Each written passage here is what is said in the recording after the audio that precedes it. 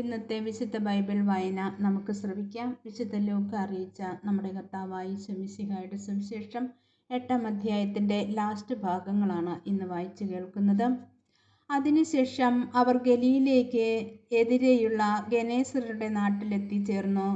അവൻ കരയ്ക്ക് ഇറങ്ങിയപ്പോൾ പിശാച് ബാധയുള്ള ഒരുവൻ ആ പട്ടണത്തിൽ നിന്നും അവനെ സമീപിച്ചു. വളരെ കാലമായി അവൻ വസ്ത്രം ധരിക്കാറില്ലായിരുന്നു. വീട്ടിലല്ല, ശവക്കല്ലറുകളിലാണ് അവൻ കഴിഞ്ഞുകൂടിയിരുന്നത്. യേശുവിനെ കണ്ടപ്പോൾ അവൻ നിലവിളിച്ചുകൊണ്ട് അവൻ്റെ മുൻപിൽ വീണ് ഉറക്കെ പറഞ്ഞു, യേശുവേ, അത്യുന്നതനായ ദൈവത്തിൻ്റെ പുത്ര, നീ എന്തിന് എൻ്റെ കാര്യത്തിൽ ഇടപെടുന്നു? എന്നെ പീഡിപ്പിക്കരുതെന്ന് ഞാൻ നിന്നോട് അപേക്ഷിക്കുന്നു. എന്തെന്നാൽ അവനിൽ നിന്നും പുറത്തു പോകുവാൻ അശുദ്ധാത്മാവിനോട് യേശു കൽപ്പിച്ചു. പലപ്പോഴും അശുദ്ധാത്മാവ് അവനെ പിടികൂടിയിരുന്നു. ചങ്ങലകളും കാൽവിലങ്ങുകളും കൊണ്ട് ബന്ധിച്ചാണ് അവനെ സൂക്ഷിച്ചിരുന്നത്. എന്നാൽ അവൻ അതെല്ലാം തകർക്കുകയും വിജനസ്ഥലത്തേക്ക് പിശാച് അവനെ കൊണ്ടുപോവുകയും ചെയ്യുമായിരുന്നു. യേശു അവനോട്, നിന്റെ പേരെന്ത് എന്ന് ചോദിച്ചു. ലെഗിയോൺ എന്ന് അവൻ പറഞ്ഞു. എന്തെന്നാൽ അനേകം പിശാചുകൾ അവനിൽ പ്രവേശിച്ചിരുന്നു.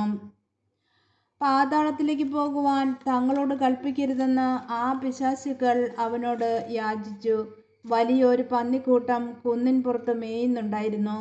ആ പന്നികളെ ആവേശിക്കുവാൻ ഞങ്ങളെ അനുവദിക്കണമെന്ന് പിശാചുകൾ അപേക്ഷിച്ചു. അവൻ അനുവദിച്ചു. അപ്പോൾ അവ ആ മനുഷ്യനെ വിട്ട് പന്നികളിൽ പ്രവേശിച്ചു. പന്നികൾ കിഴുക്കാന്തോക്കായ നിരത്തിലൂടെ തടാകത്തിലേക്ക് പാഞ്ഞു ചെന്ന് മുങ്ങിച്ചെത്തും.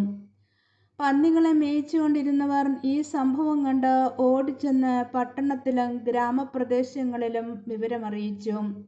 സംഭവിച്ചതെന്തെന്ന് കാണുവാൻ ജനങ്ങൾ പുറപ്പെട്ട് യേശുവിൻ്റെ അടുത്ത് വന്നു. പിശാച് ബാധയിൽ നിന്നും വിമോചിതനായ ആ മനുഷ്യൻ വസ്ത്രം ധരിച്ച് സുബോധത്തോടെ യേശുവിൻ്റെ കാൽക്കൽ ഇരിക്കുന്നത് കണ്ട് അവർക്ക് ഭയമായി. പിശാച് ബാധിതൻ എങ്ങനെ സുഖപ്പെട്ടു എന്ന് അത് കണ്ട ആളുകൾ അവരെ അറിയിച്ചു. തങ്ങളെ വിട്ടുപോകണമെന്ന് ഗനേസരുടെ സമീപ പ്രദേശങ്ങളിലെ ജനങ്ങളെല്ലാവരും അവനോട് അപേക്ഷിച്ചു. കാരണം അവർ വളരെയേറെ ഭയപ്പെട്ടിരുന്നു. അവൻ വഞ്ചിയിൽ കയറി മടങ്ങിപ്പോന്നു. പിശാച് ബാധയൊഴിഞ്ഞ ആ മനുഷ്യൻ അവൻ്റെ കൂടെ ആയിരിക്കുവാൻ അനുവാദം ചോദിച്ചു.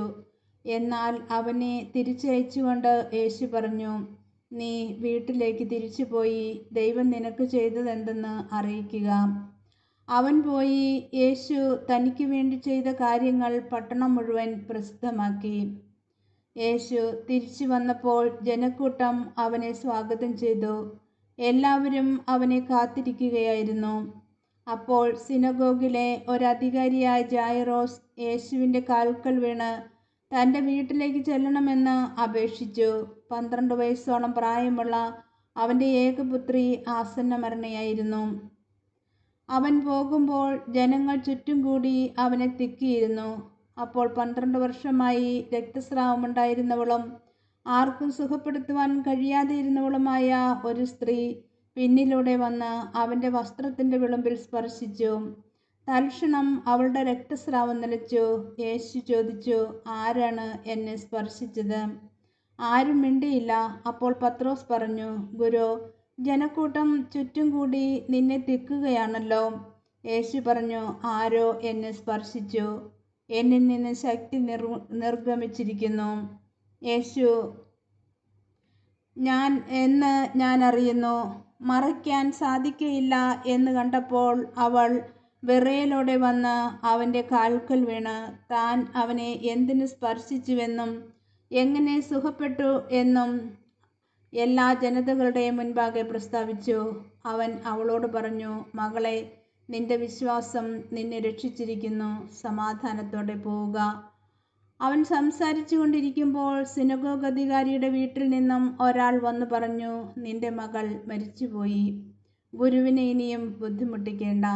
യേശു ഇത് കേട്ട് പറഞ്ഞു, ഭയപ്പെടേണ്ട, വിശ്വസിക്കുക മാത്രം ചെയ്യുക, അവൾ സുഖം പ്രാപിക്കും. അവൻ വീട്ടിലെത്തിയപ്പോൾ തന്നോടുകൂടി അകത്ത് പ്രവേശിക്കുവാൻ പത്രോസിനെയും യോഹന്നാനെയും യാക്കോബിനെയും പെൺകുട്ടിയുടെ പിതാവിനെയും മാതാവിനെയും അല്ലാതെ മറ്റാരെയും അനുവദിച്ചില്ല. എല്ലാവരും കരയുകയും അവളെക്കുറിച്ച് വിലപിക്കുകയും ചെയ്തുകൊണ്ടിരുന്നു.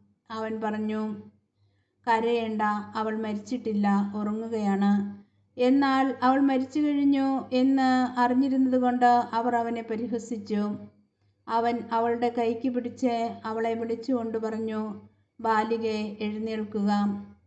അപ്പോൾ അവളുടെ ജീവൻ തിരിച്ചു വന്നു. ഉടനെ അവൾ എഴുന്നേറ്റിരുന്നു. അവൾക്ക് ആഹാരം കൊടുക്കുവാൻ അവൻ നിർദ്ദേശിച്ചു.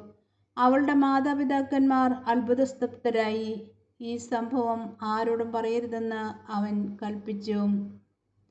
ഈശോ മിശിഹായ്ക്ക് സ്തുതിയായിരിക്കട്ടെ.